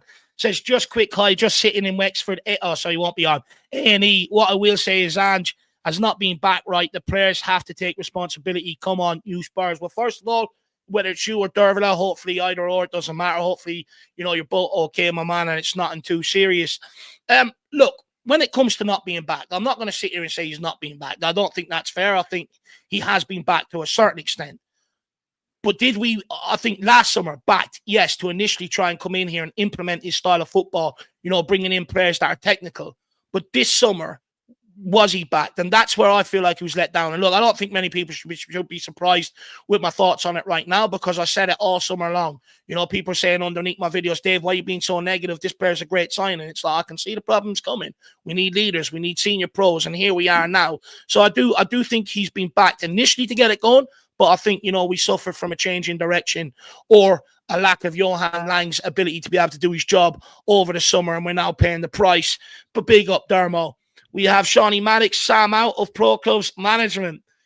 He's another one that doesn't listen, Sean. He doesn't listen, likes to take words out of context and stuff like that. But no, do you know what? In fairness to Sam, he does do a lot of the graft. He takes up the extra players and he gets us over the line and gets us up there. So out of management, maybe out of captaincy, not quite so sure. But big up, Shawnee. Good to see you in the house. We got this from Paul G. Great show as always, lads. Come on, you Spurs. Very kind. Big up, Paul. Really appreciate support. Very, very kind of you, man. Hopefully you and the family and that are keeping well. We've got this from DB. Dave, if I was in trouble or in battle, I would want you by my side. Your loyalty is admirable. Look, I appreciate that. But do you know what it is for me, DB? I've heard after every manager, same criticisms. And yeah, okay, it's different. They're different sort of under Ange because he plays a different style of football, but it's the same criticisms in general. Style of plays that suited to Tottenham. We can't tolerate this anymore, blah, blah, blah, blah, blah, right? Fully get it, entitled to our opinion. But I've been told when the next guy comes in, he'll get better out of the squad. And it just hasn't happened. And for me, to be quite frank, we're still in all 4 competitions. Don't get me wrong. I am not happy where we are in the Premier League. We should have an extra 6 to 9 points on that board. And we should be sitting there talking about a title challenge right now. I'm really pissed off with where we are in the league. But sacking another manager is writing off this season completely. And I am not prepared to write off a 6th season in a fucking row since Pochettino. You know, I'm not prepared to do it. So for me, I'm going to hang on to this for a little while. People can over-exaggerate and say we're in danger of relegation. We're not yet. Nowhere near it. You know, there's 3 points separating 3rd to 11. A couple of wins, we can easily change that. We could be back up there. Just for me, I am not, at this stage of the season, I'm not prepared to write off another season right now. But yeah, people can go, oh, but how do you know he could come in and win a trophy? Look, from my experience of managers at Tottenham, no one wins trophies, and they're going to go through same stuff where they have to, different players to suit the system, find out who fits where and stuff like that. I'm not prepared to go through that just yet, especially when we're in all 4 trophies. I think it's mad right now, to be honest with you, DB. But I appreciate it. If you do go to work, give me a shout, and I'm sure I can give you a dig out. I'm not afraid of too much either, so that will definitely help you. Strong mentality sometimes as well. Paddy Harness's question for you guys: do you think this is the manager or the players that's the problem, or a mix of both? Look, Paddy, you probably came in just after my little episode, you know, where I sort of went on about why I just think it's very harsh, you know, keep blaming the manager all the time. We keep doing it. We're 6 managers in 6 years, Paddy. That's not right. You know, we're not going to win anything by doing that. So for me, that's why I think to a degree, it's on the players in terms of self-motivation for the likes of Ipswich's and Coventry's and stuff like that. But I put it mainly down to the board, to be quite frank. The biggest thing that any manager is challenging is up against coming in here is changing the mentality. When he comes in here and you've got players that he's trying to use that's been at the club previous before he gets here, they're already in that sense of security, that sense of it's okay, you don't have to win, there's no pressure here. And then he's to come in here and try and absolutely knee jolt that. But any manager that tries, and they have different approaches about it, the manager, a lot, you know, in years gone by, the players have gone crying to Daniel Levy, get him out. Get him out, you know, and I'm absolutely fed up with it. I think it's the ownership, quite frank. They let Postecoglou down in the summer. If they sign better quality players and players ready for the first team, combined with the young players, no problem signing young players, but sign quality players to combine with it, I don't think we'd be in this situation.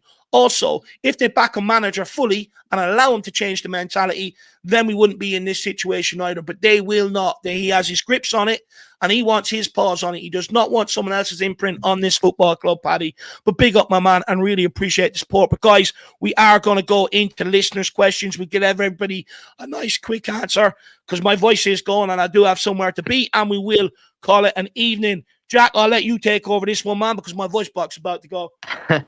Earlier, you were answering the other Harris namesake, saying, why does Ange get a free pass from so many fans? You didn't seem to think so, Dave. You felt like every manager has been, you know, put under a lot of scrutiny. Just quickly to you, Sam, I'll give this one to you from Daniel Harris. Do you think Ange is given a free pass, yes or no? Look, I think that we're in the middle, like, everyone's kind of on one side or the other. There aren't that many people in the middle. So I think it kind of just depends on what side you fall on. You're either going to think that he's given a free pass or you think he's treated too harshly, and there's no right or wrong answer. I think he's been judged quite quickly already after a year. So to say he's been given a free pass, I wouldn't say so. I think if there weren't any conversations around, you know, what he's done wrong or what he could do better, then yes, I'd agree, you know, because it has been rocky at times. But I feel like we've had a lot of conversations around whether Ange Postecoglou is good enough for the job. So for me, then that would suggest that a decent portion of the fan base doesn't feel like then he's being given a free pass. They're ready to call him out and they're ready to, you know, question things. So for me, no, I don't think he is being given a free pass. Maybe I interpreted the question wrong, but that's where I sort of struggle to understand. It's like, well, from where I'm sitting, Postecoglou is getting the same heat Nuno, Conte, and Jose Mourinho got. So that's where I understood. Maybe he means something different, but big up, Daniel. If you did, I apologize. Let us know, man. Might as well hand this one to you, Sam, because, you know, I am a tourist fan. What can we do to get Levy out? The tourist fans will never stop coming to games, and the UK fans who just want to have a good day out will never stop going. Do we need a civil war? Jesus, this is intense. I, for one, have no problem with what is happening, but I have a feeling I'm in the minority. Are the tourist fans the problem, Sam, for destroying the atmosphere? I mean, that's kind of a tough question because whether I think that they're a problem for not creating the best of atmospheres, I don't know actually. But do I think they're a problem coming to the stadium? No, and I actually kind of resent the fact that like people think that, because as I'm sure you of all of us on the panel know, Jack, like you're having to wake up at stupid times to watch, and not just watch Spurs but comment on Spurs with us, right?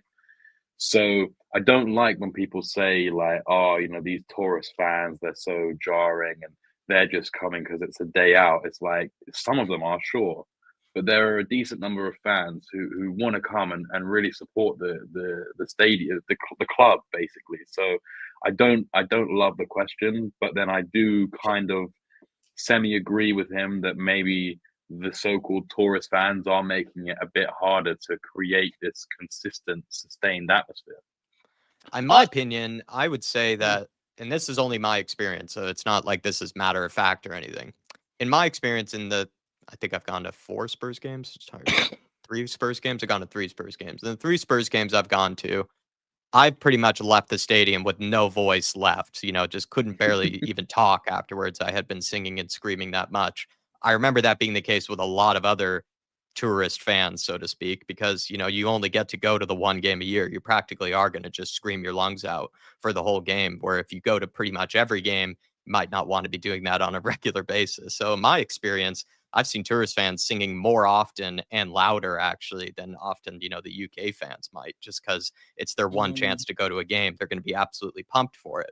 And then the other thing as well, when it comes to calling out Levy, you could say that the tourist fans maybe don't do it enough in your opinion, but technically the UK fans are the ones that are going on a regular basis. So have a more regular opportunity to call out Levy, to call out the board than the tourist fans do. Tourist fans only get to go once a year, if not at all.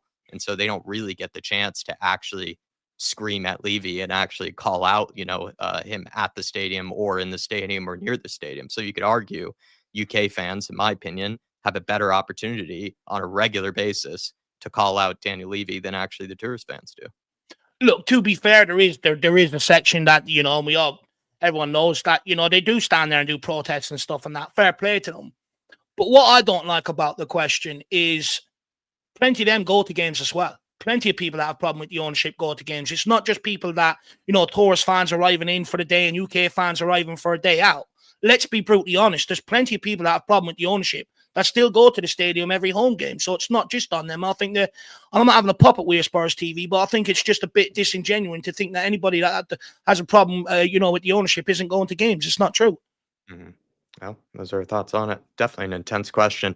Fat Stack saying, has anyone asked if maybe the style of play is too physically demanding for the players? Maybe the players see these easy games as the rest days because they're being run like dogs in training and for every game. Curious to know if you guys think this is possible. I'm very torn on this one. Because it cuts both ways. You get players, complaining about the training being too demanding, and then you get players complaining about the training not being demanding enough. And it feels like there really is no happy medium. It's either it's too hard or it's too easy. And then if you're in the too hard category, there could be that sort of thinking that, okay, we trained so hard, for the big games. And now that the easier game is coming up, maybe you don't go into it with the same intensity or the same kind of just willingness to throw everything out on the pitch. And I wonder if there is something to that, where if you do train on such a regular basis with such hard intensity, that for the big games, you're really up for it. But then if you're training just as hard for a game that might not seem as important, then you might not end up having the same intensity levels. But for me, that's more down to the players than it really is down to the coaching staff. I think if you're a player, you should be pretty much motivated for every time that you're going out onto the pitch, really, especially with the money incentives you're given, the fact that it is just your job to pretty much be the best footballer you can be, to try to win games. It's really quite simple, actually. So I wouldn't understand why a player would be more or less motivated, to lose a game, basically. But that's just me personally. That's just me on that. Yeah, just quickly, I have a quick say, and then what we'll do is we'll take one question each, because I think there's quite a few to get through. Look, I do think when you look at the stats, we have struggled off the back of European games in the Premier League. You can't deny that we have. But, how much of it is down to the intensity we're asked to play, I'd argue they're all supreme elite athletes. I think they should be able to play that way. Pressing in modern day football isn't something that is Ange Postecoglou exclusive. You go to most clubs, you're asked to do that in modern day football. But I think what I'm seeing is a team that went from last season, sometimes 2 weeks without a game, to a game every 3 days, and they're struggling to cope with that. Yes, but I'd argue even if you set up defensively, they're still going to struggle to cope. The energy levels just isn't there. They're trying to acclimatize to playing a game every three days. Yeah. Paul Connor, big up to you, Paul. Hi, you guys. What do you think Spurs have to do to become consistent in their performances? We've seen so many games this season where we play teams off the park for 90 minutes and others we just don't show up. What would change to make us more consistent in our performances?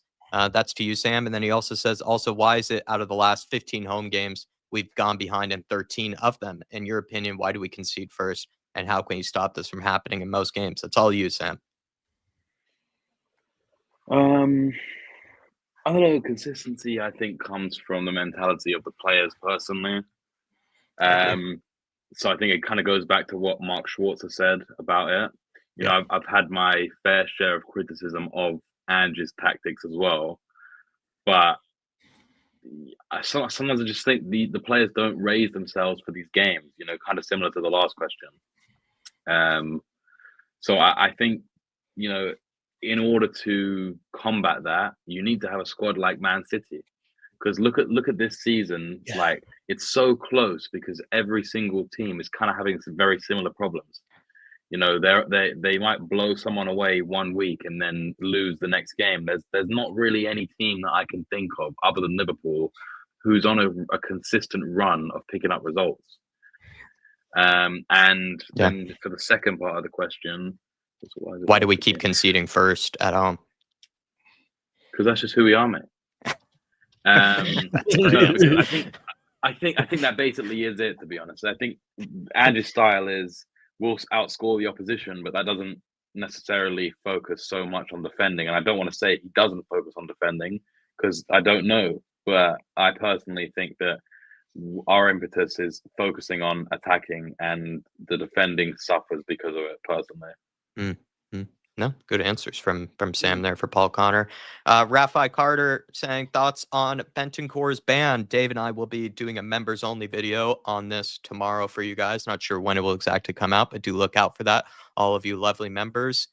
If you were to give quick thoughts on it, Dave, do you want me to? Yeah, you go on. You go on. I'll take the next question. To be honest, just keep it short, really. I don't like whatever ban ends up being given to him. I'm not sure if I'm going to have too many complaints about it. What Bentancur did say over the summer was shocking and pretty awful, to be honest. It's just something that you just don't want to see from one of your own players. I think he does need some education on the subject. I don't think, you know, those sort of jokes or anything like that really hold up in 2024 or 25, wherever we're headed off in this world of ours. And so when he did say it, I was really let down and I was really personally kind of just disappointed in him. And so whatever ends up happening as a punishment will be his punishment. And he kind of has to face it, to be perfectly honest. I don't think that there's much of an argument to say, well, yes, you could say it's out of the depths of the FA and whatnot, but I just am kind of so let down by his comments that, you know, I just am okay really with any punishment that pretty much comes his way. That's just how I feel about it. I don't really want to be defending those sort of comments. MV Joker Davis saying requesting to be moved to goalkeeper. I think I should be moved to goalkeeper, Sam. I think I've been probably the worst performer in the past couple of games. You know, who have you been thinking about dropping from the pro clubs team? It's probably been me. You asking me who I'm thinking about dropping? Who would you move to goalkeeper quickly if you had to move someone? Fuck, I don't know. As I said last night, it's the hardest position on the pitch, and we would lose every game regardless. So I don't know. Maybe we'll put Eddie there because he's got the worst. He's got the worst ping on it. So it doesn't matter if he misses it because he's going to miss it anyway. For me, whoever gives away the ball most, it's counterproductive. So I'm going to start keeping a tally of it. Whoever giving away the ball most, don't hear any arguments or any crying. You're going in goals. And Dave is going to keep a notebook right next to his side, keeping tallies. Shemi Tan. Oh, you know I will. Can someone explain to me, please, how no matter who the manager is, we are so inconsistent? Does the lack of ambition from the top seep down to the players? I think I'll give that one to you, Dave.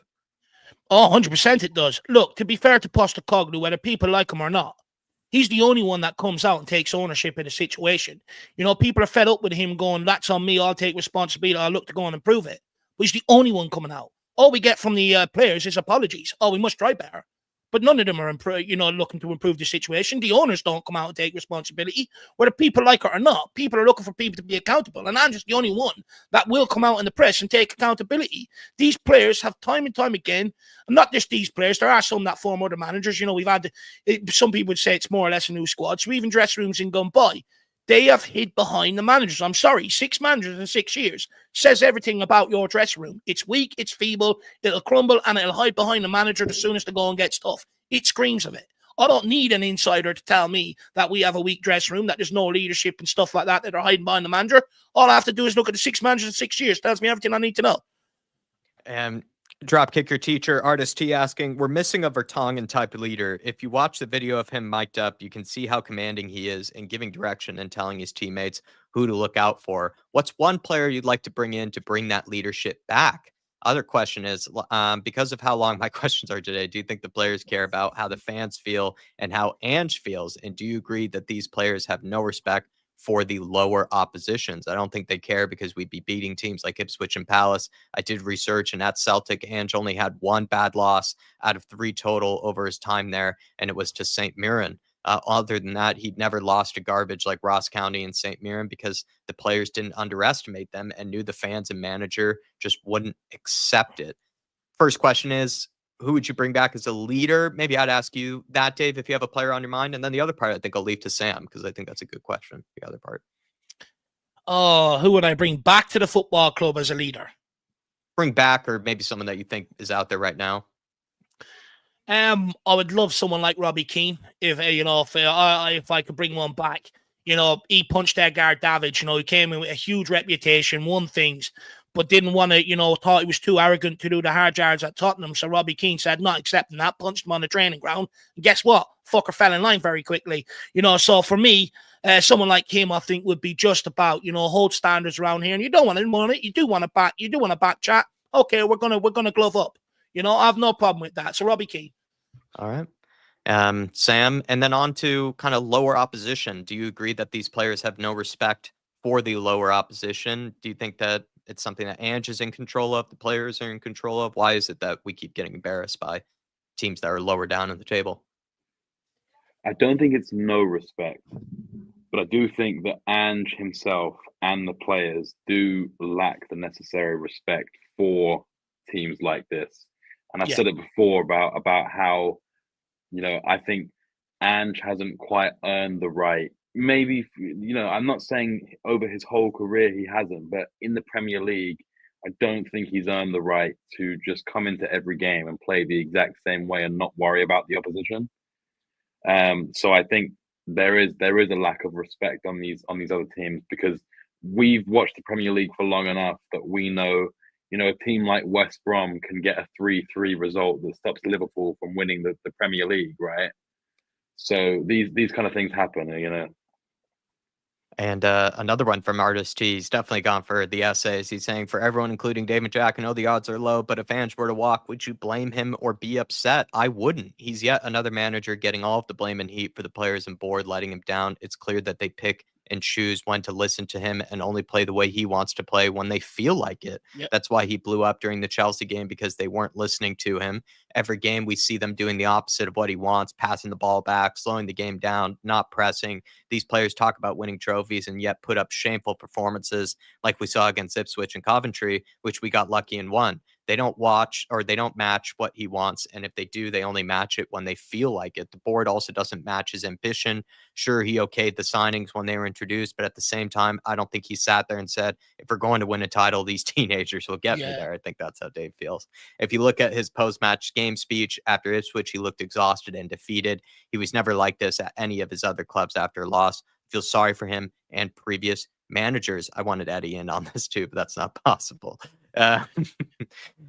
I've pretty much summed up my thoughts on it. I think RST was here and heard them. So, I'll let one of you guys, because I practically word for word, I agree with. So, I think if Ange were to walk away from the job, I think he does take up some shame from me. I think if you walk away from any challenge, especially if you're being well compensated for it, well paid for it, you also have an excellent opportunity to try to do something that very few managers have done in the past, which is win a trophy with Spurs, try to build a winning dynasty, all that type of stuff. Like, I think if you walk away from that, maybe if you feel like it's too stressful, fair play, but I don't think you should deserve any praise or anything for that. I think you would deserve some blame and you would deserve some criticism if you were to walk away from the job personally. I mean, Conte walked away from the job. He got his, criticism as he deserved for walking away from it. I think the same thing would be shown to Ange if he were to do a Conte-like sort of fallout personally. Fair. Sam, would you disagree with what I just said there if Ange were to leave? Would you blame him? I agree with most of it, but you mentioned an interesting point about compensation. Like, he's well compensated to do the job, so then there will be I think there will be some respect in the sense that, like, he's walking away from the biggest job he's ever had, the best paid job he's ever had, and if he walks away, he foregoes that compensation that he'd get paid for getting sacked, right? Yeah. So I think that it would if he walked away, not that I think he will, but if he walked away, it would be a case of, I don't think the club aligns with what I want to do. They're not giving me the tools that I need, so I'm out, which is what Conte used to say, right? So yeah, true. I just I gave Conte shit for it. I would give Ange shit for it as well. I think you're just walking away from the challenge personally, but that's a fair point. If you don't feel like if you're not set up to succeed, what's the point? What is the point? It's a fair argument. Ryan saying, big up Dave and Jacko, really don't have a clue where Tottenham would go from here on out. Which way should we go and why without Ange? I'll take it quickly. Look, for me, to be brutally honest, I'm not quite sure where the club is going to go. Conte, Jose, Postecoglou all walk away, all won things. Are you going to get another manager in here that, at that level? I'm not quite so sure. Yeah, we can toss about names like Thomas Frank and all, but how do we know he's not looking at it and going, no, I'll stick where I am. My owners will back me with what I need. They're not going to make my life difficult. I think at some point we're going to end up with a manager that no one's going to like, to be honest with you. But for me, Ryan, I'm sticking with Ange. I don't think, I just think 6 managers in 6 years is absolutely ridiculous. You can sit there and tell me a better manager will get better out of this squad all you want. I've heard it under Jose, Conte, Nuno, and many people are sitting there looking at Nuno going, oh, maybe we fucked up. Maybe he's not as bad as we think. I'm not having it anymore. So for me, I'm more than happy to continue with Ange up until Christmas and see where we're at then, my man. Then we got 2 quick ones here. We've got one from Tim Man 007. Good to see you, sir. Says, do you think it's right for Levy's brother-in-law as part of the coaching staff for the past 10 years? How do these managers feel? I'd say they feel undermined. Can they really let off on the dressing room the way they want to if that guy's standing there knowing that he's just waiting there to run up and tattle to Daniel Levy? I'm not quite so sure. I don't think it's good practice, quite frank. I don't even like Ryan Mason being left around there because he's another one. He's another one that just sits there, waits for the manager to go, comes in, wins a couple of games, and then everyone's going, oh, Mason ball, Rhino ball. I'm sick of it. I'm absolutely fed up with it. So for me, I don't think it's right whatsoever. Sorry, Jack. I think you wanted to say something there on it. No, I just was saying, Dave, I have a soft spot for the hitman, so maybe I'm a little guilty of wanting to keep him around, but I'd agree, maybe some slight nepotism from Daniel Levy. Yeah, well, look, it's definitely his eyes and ears in the dressing room without having to put cameras in there, right? He put them in there for the documentary. It's like all what he needed to know, and now he's stuck the brother-in-law in there. He just can't let go.